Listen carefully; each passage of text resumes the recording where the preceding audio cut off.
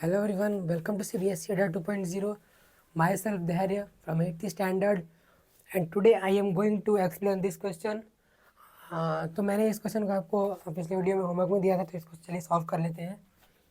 तो यहाँ पे हमें दिया है कि 10 पावर 2y इक्वल्स 25। देन हमें फाइंड करना है 10 पावर माइनस वाई की वैल्यू।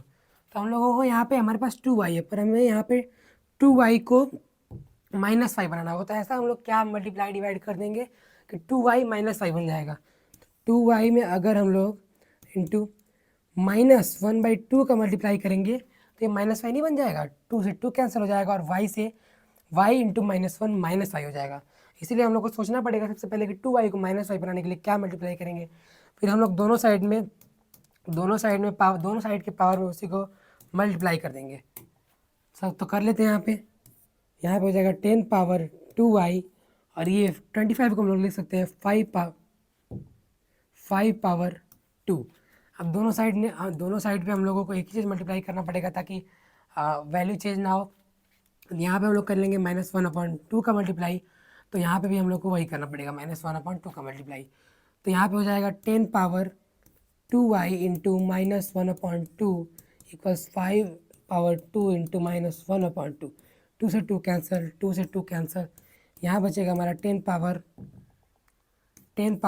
-y इक्वल्स यहाँ बचेगा हमारा 5 पावर -1। मतलब कि 10 पावर -y की वैल्यू हमारी आ गई 1/5। किसी भी पावर में 1/5। अगर कोई भी चीज़ a पावर -m है तो इसका मतलब होता है कि 1/a पावर m। तो इसी बेसिस पे हमने यहाँ पे किया इस क्वेश्चन को सॉल्व। बहुत इजी और बहुत ही सिंपल और बहुत ही कम टाइम वाला क्वेश्चन था, तुरंत हमने कर लिया। इसमें दिया क्या था कि if 10 power 2y equal to 25, then हमें फाइंड करना था वैल्यू 10 पावर -5 की। तो हमने दोनों साइड ऐसे पावर को मल्टीप्लाई किया जो कि जिससे कि हमारा जो 2y है वो -5 में बदल जाए। तो हमने उसको ढूंढा जो कि आया हमारा 1/-2। तो दोनों साइड ना हमने उसी का मल्टीप्लाई किया। तो यहाँ पे हो गया 10 power 2y whole power -1/y -1/2 equals 5 power 2 whole power -1/2। फिर पावर का मल्टीप्लाई किया हमने, तो 2 से 2 कैंसिल, y इंटू -1 -y हो गया।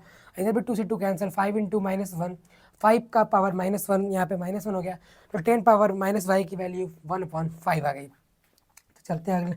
बहुत सिंपल क्वेश्चन था, ज़्यादा बड़ा क्वेश्चन नहीं था। अब चलते हैं अगले क्वेश्चन में, जो कि है हमारा if 9 power x plus 2 equals 240 plus 9x then find the value of x। तो ये भी इजी है, उसी की तरह है 9 पावर x। ये सारे क्वेश्चन करने के लिए जिसको एक्सपोनेंट के सारे लॉस पता होंगे वही लोग ये क्वेश्चन सारा कर पाएंगे। x प्लस 2 क्योंकि सारा एक्सपोनेंट के लॉस पे ही बेस्ड है। तो सबसे पहले हम लोग यहाँ पे क्वेश्चन उतार लेते हैं।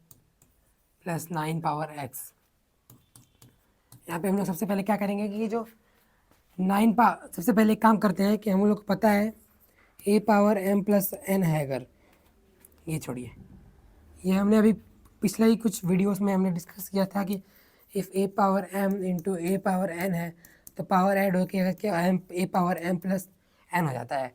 तो यही चीज़ यहाँ पे है, पर हम लोग को हमेशा ये मिलता है, पर इस बार ये मिला तो इसको हम लोग ये भी तो कर सकते हैं, एक्सपेंड भी तो कर सकते हैं। तो इसी के बेसिस पे हम लोग इसको एक्सपेंड करते हैं। तो यहाँ पे हो जाएगा 9 power x into 9 power 2 equals हो जाएगा 240 प्लस 9 पावर x। अभी जो 9 पावर x है इसको हम लोग इस साइड ट्रांसपोज कर लेते हैं। तो यहाँ पे हो जाएगा हमारा 9 power x into 9 power 2 minus 9 power x equals 240 बच जाएगा इधर, और वो चलता रहेगा।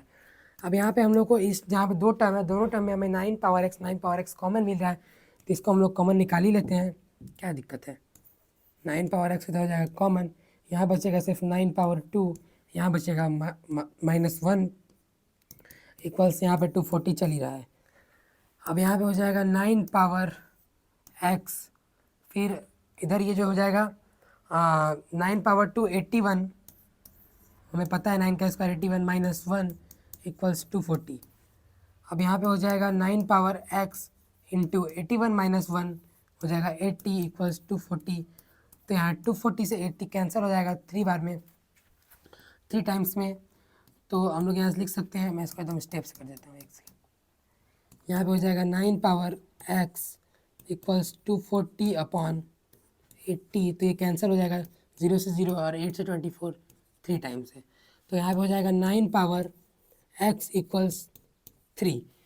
अब इसके बाद हम लोग को पूछा क्या था x की वैल्यू, तो सिंपल है x की वैल्यू इजीली निकल जाएगी।